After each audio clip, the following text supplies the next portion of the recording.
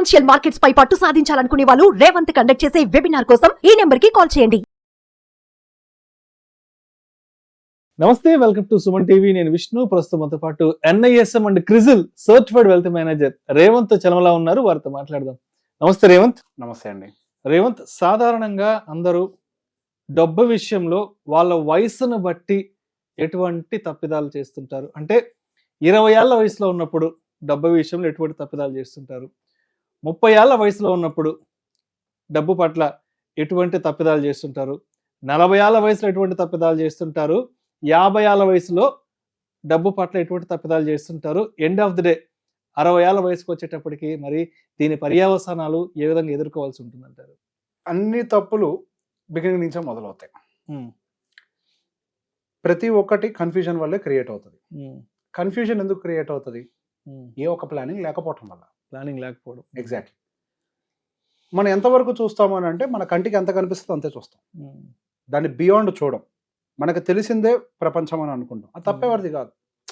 మన చుట్టుపక్కల వాతావరణం మనకు అది నేర్పిస్తుంది. మనం దాన్ని మాత్రమే చూస్తాం.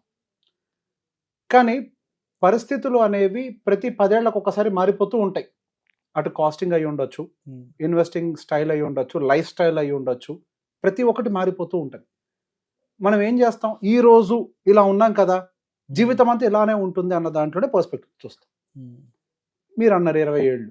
సహజంగా 20 ఏళ్ళ కుర్రోడికి ఉద్యోగం వస్తే ఏం చేస్తాడు? ముందు డబ్బులు తీసుకెళ్ళి మంచోడైతే దేవుడికి వేస్తాడు. కొంచెం సాదాగా ఎంజాయ్ చేయాలి అని అంటే బయటికి వెళ్తాడు. డబ్బు ఖర్చు పెట్టేస్తాడు. ఫస్ట్ అక్కడ స్టార్ట్ అవుతుంది. అరే ఇంతకాలం కష్టపడ్డావు, నాకు చిన్నప్పటి నుంచి నేను ఏమడిగినా ఉద్యోగం వచ్చిన తర్వాత నువ్వు కొనుక్కో అని సహజంగా ఆ మాట అంటుంటారు. ఆ మాట అంటుంటారు. సరే ఇక నుంచి నేను స్టార్ట్ చేస్తా, ముందు ఒక మంచి ఫోన్ కొంటా, తర్వాత ఒక మంచి బండి కొంటా, తర్వాత ఒక మంచి కారు కొంటా అని చెప్పేసి అటువైపు వెళ్తారు. ఇది ఒక రకం. అందులో ఇంకో రకం ఉంటది. నాన్నగారి ఫ్రెండ్ చెప్పారనో, నాన్నగారి ఫ్రెండ్ LIC అడ్వైజర్ అనో, ఆ అడ్వైజర్ అనో LICల వైపు ఇటువైపు తీసుకొని వెళ్ళిపోతూ ఉంటారు. ఈ LIC వాటెవర్, ఈ ఇన్సూరెన్స్ కమ్ సేవింగ్ అని ఒక టర్మ్ ని గుర్తుపెట్టుకోండి. 40 ఏళ్ల వయసు వచ్చినప్పుడు మళ్ళీ మాట్లాడతాం.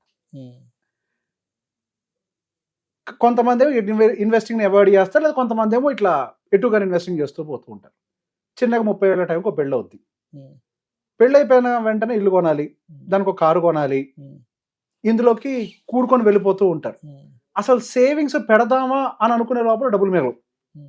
పిల్లలు పుట్టేస్తారు, వాళ్ళకి సంబంధించిన హాస్పిటల్ ఖర్చులు, ఫంక్షన్లు, తర్వాత ఒక 5-6 ఏళ్ల వయసు వచ్చాక స్కూలు, ఇవి. సో బేసిక్ గా ఈ 30 ఏళ్ల వయసు తర్వాత నుంచి డబ్బులంతా కూడా ఎటు సేవ్ చేయాలో కూడా అర్థం కాని అంత ఫాస్ట్ గా వెళ్ళిపోతూ ఉంటాయి. ఎప్పుడు వస్తున్నాయి ఎప్పుడు పోతున్నాయి కూడా మనకు అర్థం కాదు. అదే టైంలో ఫ్యాన్సీ ఎక్స్పెండిచర్ చేస్తారు, ఫ్యాన్సీ ఇన్వెస్టింగ్లు చేస్తారు. అంటే దేన్ని కూడా ప్లాన్ గా తీసుకొని వెళ్ళడం. అయితే ఇన్వెస్టింగ్ సహజంగా మీరు గమనిస్తే 30 to 40 మధ్యలోనే ఈ రియల్ ఎస్టేట్ స్కామ్స్ లో ఇరుక్కున్న వాళ్ళు కానీ, ఈ క్రిప్టో కరెన్సీ స్కామ్స్ లో ఇరుక్కున్న వాళ్ళు కానీ, ఈ స్టాక్ మార్కెట్ స్కామ్స్ లో ఇరుక్కునే వాళ్ళు కానీ, ఎక్కువ మొత్తంలో డబ్బులు పోగొట్టుకునే వాళ్ళు సహజంగా ఈ 30 నుంచి 40 ఏళ్ల మధ్యలో ఎక్కువగా ఉంటారు. ఈ 40 దాటిన తర్వాత రియలైజ్ అవుతారు. అప్పుడు కుటుంబానికి సంబంధించిన బరువు బాధ్యతలన్నీ అప్పుడు వచ్చేస్తాయి. మిడిల్ ఏజ్ రీచ్ అయిపోయి ఉంటారు, 40 ఏళ్ళకి వచ్చేస్తుంటారు. ఒంట్లో ఓపిక తగ్గిపోద్ది. నేను ఇప్పుడే పని చేయలేకపోతున్నా, ఇప్పుడే షుగర్ బీపీలు చాలా మందికి 40 అవ్వేసి అసలు రాకపోతే ఆశ్చర్యపడాలి, వచ్చేస్తున్నాయి. అప్పుడు మొదలవుతుంది ఆలోచన. వెనక్కి తిరిగి చూసుకుంటే ఏం చేశాను నేను అని అంటే, ఇంటి మీద EMI, కారు మీద EMI, అక్కడెక్కడ డబ్బులు పెట్టి పోగొట్టడం. సహజంగా అవి మాత్రమే కనిపిస్తాయి. Very few people have good investments. Majority of the people will have bad investments or loans. Parents responsibility కూడా ఎక్కువ ఉండేది మనకు 40 ఏళ్ళు వచ్చాక. వాళ్ళు 60s క్రాస్ అయిపోతారు. అంటే వాళ్ళు సిక్ అయ్యే ఏజ్ కూడా ఎక్కువ. అంటే వాళ్ళు ఎక్కువ తిరగలేని పరిస్థితి, హాస్పిటలైజ్ అయ్యే పరిస్థితి కూడా మనకి 40కి వచ్చాక, వాళ్ళకి 60 దాటాక ఈ ఇబ్బందులు ఎక్కువ అవుతాయి. సహజంగా 40 నుంచి ప్రెషర్ బిల్డ్ అవుతుంది. పిల్లలు కొంత వయసుకు పెరిగి ఉంటారు. గట్టిగా ఒక 4-5 ఏళ్లలో వాళ్ళు ఇంటర్మీడియట్ కి వచ్చేస్తారు. వాళ్ళు 50 ఏళ్ళు రీచ్ టైంకి వాళ్ళు డిగ్రీకి వస్తారు. డబ్బులు ఖర్చు పెరిగిపోతుంది. అరే ఖర్చులు ఏమంత పెరిగిపోతున్నాయి, ఎక్కడ దాచిపెట్టలేదు, వెనక తిరిగి చూస్తే మేగలదు. అప్పుడు ప్లాన్ చేయడానికి కూర్చుంటే అప్పుడు వాళ్ళ టార్గెట్స్ అనేవి నియర్ బై డేట్స్ తోటి ఉంటాయి. గట్టిగా 5 సంవత్సరాలు ఒక టార్గెట్, ఆ తర్వాత 7 సంవత్సరాలు ఒక టార్గెట్, ఇట్లాంటివన్నీ ఉంటాయి వెంటనే. కానీ వాళ్ళకి వచ్చే సేవింగ్స్ ఆ ఇన్వెస్ట్మెంట్స్ మ్యాచ్ చేయవు. అప్పుడు ఒక ప్రెషర్ బిల్డ్ అవుతుంది. కరెక్ట్గా 50 ఏళ్ళు దాటే టైంకి ఒక రకంగా ఎడ్యుకేషన్ లోన్స్లోకి ఎంటర్ అయ్యే పేరెంట్స్ ఉంటారు, వాళ్ళు దాచుకున్న డబ్బులన్నీ పిల్లల ఎడ్యుకేషన్ కోసం పెట్టి అవగొట్టుకున్న పేరెంట్స్ ఉంటారు. ఫైనల్గా అప్పుడు వాళ్ళు రిటైర్మెంట్ గురించి ఆలోచిస్తారు 50 ఏళ్ల వయసుకు వచ్చిన తర్వాత. ఇప్పుడు నేను మొదలు పెడితే ఎంత దూరం వెళ్ళగలుగుతాను అని. ఇది కొంతవరకు నయ్యం. కొంతమంది అయితే రిటైర్ అయ్యే 1-2 సంవత్సరాల ముందు వస్తారు, 56 అప్పుడు చాలా కొంతమంది వస్తూ ఉంటారు. ఆ టైంలో ఒకసారి వచ్చిన తర్వాత దానికి ప్లాన్ చేయడానికి కూడా ఏమీ మిగలదు. మీరు గమనిస్తే అసలు తప్పు ఎక్కడ మొదలైంది అని అంటే 20 ఏళ్ల వయసులోనే మొదలైంది. అప్పుడు మొదలైన తప్పు ప్లాన్ ఆఫ్ యాక్షన్ లేకపోతే. ఎగ్జాక్ట్లీ. సో ముందుగానే నేను అదే చెప్తాను, కొంతమంది యంగ్ కుర్రోళ్ళు వచ్చినప్పుడు 25-26 వయసు కుర్రోళ్ళు వచ్చినప్పుడు నేను వాళ్ళతోటి పిల్లల గురించి, వాళ్ళ భవిష్యత్తుల గురించి అండ్ మీ రిటైర్మెంట్ గురించి మాట్లాడుతుంటే నవ్వుతారు. సార్ అదేంటి సార్ అప్పుడే పిల్లల గురించి మాట్లాడతారు, 26 సార్ రిటైర్మెంట్, నాకు ఇంకో 30-35 ఏళ్ళు ఉంది కదా అంటారు, నవ్వుతూ ఉంటారు. అది వాళ్ళకి సార్ నేను అదే చెప్తాను, ఇప్పుడు కాదు మీకు అర్థమయ్యేది, మీకు 40 దాటిన తర్వాత దాని విలువ ఎంత అర్థమైంది. ఇప్పుడు నేను మాట్లాడుతుంటే ఏంది అంత దూరం మాట్లాడుతున్నాడు, నేను ఇప్పుడు ఇల్లు ఎట్లా కట్టుకోవాలి, ఇప్పుడు పెట్టుబడులు పెట్టి నేను ఎట్లా కోటీశ్వరుని అవ్వాలి అని చెప్పి దగ్గరకు వస్తే ఈయన ఎంతసేపటికి వాటి గురించి మాట్లాడుతున్నారు అని అంటే ఇక్కడ ఒక పాయింట్ అర్థం చేసుకోవాలి. ఎర్లీ ఏజెస్ నుంచి మనకు వచ్చే సేవింగ్స్లో నుంచి ఒక వాటా తీసి పక్కకు పెట్టి భవిష్యత్తు కోసం పక్కకు పెడితే మనం ఈ 40 ఏళ్ల తర్వాత సమస్యలు ఉండవు, 50 ఏళ్ల తర్వాత సమస్యలు ఉండవు, 60 ఏళ్ల తర్వాత సమస్యలు ఉండవు. అసలు మొత్తం తప్పు మొదలయ్యేదే మనకి 30 లోపల 20 to 30 ఈ 20s ఏజ్ లో జరిగేటువంటి బిగ్గెస్ట్ మిస్టేక్. సో అప్పుడే గనక పెళ్లికి ముందే ఈ ప్రాపర్ ప్లానింగ్ అంతా కూడా, నేను అదే చెప్పాను ఒక వీడియోలో కూడా, మనకు పెళ్లికి ముందు యాక్చువల్గా మనం చూపించాల్సింది అప్పులోనో ఒక ఇంటినో అప్పులోనో ఒక కారునో కాదు, నా భవిష్యత్తు కోసం రిటైర్మెంట్ కార్పస్ కోసం ఇంత, నాకు ఏదైనా జరిగితే ఇంత టర్మ్ ఇన్సూరెన్స్, నా పిల్లల భవిష్యత్తు కోసం ఇంత కార్పస్ రెడీ చేస్తున్నాను, ఒక ప్లాన్, దానికి తగ్గ ఇన్వెస్ట్మెంట్స్ ఉంటాయి చూసారా, అది అతని ఫ్యూచర్ని స్టేబుల్గా తీసుకొని వెళ్తుంది.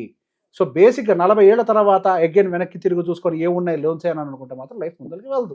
అంటే ఒక్క మాటలో చెప్పాలంటే 20 నుంచి 30 లోపల ఆ 10 సంవత్సరాలు ఏదైతే ఉందో అప్పుడు తీసుకున్న మంచి నిర్ణయాలు, ఎగ్జాక్ట్లీ 55 ఏళ్ల వయసులో, 60 ఏళ్ల వయసులో, 70 ఏళ్ల వయసులో రాజాలాగా దర్జాగా బ్రతకాలా లేదా ఇంకొకలా బతకాలా, అష్ట కష్టాలు పడాలా ఏంటనేది 10 సంవత్సరాలు మాత్రం నిర్ణయిస్తాయి. అది 20 నుంచి 30 లోపల. నెక్స్ట్ మన కొడుకులు కూతురులతో ఎలా ఉండాలి, మనవాళ్ళు మనవరాలతో ఎలా ఉండాలి అనేది ఈ 10 years నిర్ణయిస్తాయి. ఇప్పుడు మనం చేసుకునే ప్లానే ఫ్యూచర్ అంతా నిర్ణయిస్తుంది. ఇక్కడ ఒక్క లాగ్ చాలండి, లైఫ్ అంతా డ్రాగ్ అవుతూనే ఉంటది. ఒక టైం దాటిన తర్వాత డిలే కాస్ట్ ఎంటర్ అవుతుంది. మన సేవింగ్స్ దాచుకోవడానికి సరిపోవు. కొంత యావరేజ్ గా చెప్తాను సార్, 35 ఏళ్ల తర్వాత వస్తున్నారు అని అంటే వాళ్ళు ఖచ్చితంగా సేవ్ చేయాల్సిన అమౌంట్ దాదాపుగా 70,000 ఉంటుంది. వాళ్ళ పిల్లల ఎడ్యుకేషన్స్కి, మ్యారేజెస్కి, వాళ్ళ రిటైర్మెంట్ కార్పస్కి యావరేజ్గా 30 నుంచి 50,000 ఖర్చు. ఇప్పుడున్న లైఫ్ స్టైల్ వాళ్ళని చూస్తే యావరేజ్గా ఒక 60 నుంచి 70,000 ఎస్ఐపి చేయాల్సి వస్తుంది. అదే కనుక 42 ఆ ఏజ్ కనుక వచ్చిన వాళ్ళని గమనిస్తే వాళ్ళ ఎస్ఐపి రిక్వైర్మెంట్ 1,10,00,000 వస్తుంది. అంత సేవ్ చేయడం సాధ్యమా ప్రతి ఒక్క మనిషి? అది సాధ్యం కాదు. అదే 25 ఏళ్ల వయసులో వస్తే 30,000తో మొత్తం సమస్యలు తీరిపోతాయి. 30,000తో సమస్యను పోగొట్టుకుంటారా? అంత పెద్ద అమౌంట్ని బర్డెన్గా మార్చుకుంటారా? అది మన మొత్తానికి 60 సంవత్సరాల వయసు తర్వాత, వయోభారం పైన పడ్డాక, వృద్ధాప్యం దరిచేరిన తర్వాత కుటుంబ సభ్యులతో దర్జాగా ఒక మంచి లైఫ్ స్టైల్ని ఎంజాయ్ చేయాలి అంటే మరి 20 నుంచి 30 లోపల ఏదైతే తీసుకున్న నిర్ణయం అనేది ఆ నిర్ణయమే మన భవిష్యత్తును మారుస్తుంది. Thank you so much. Thank you అండి.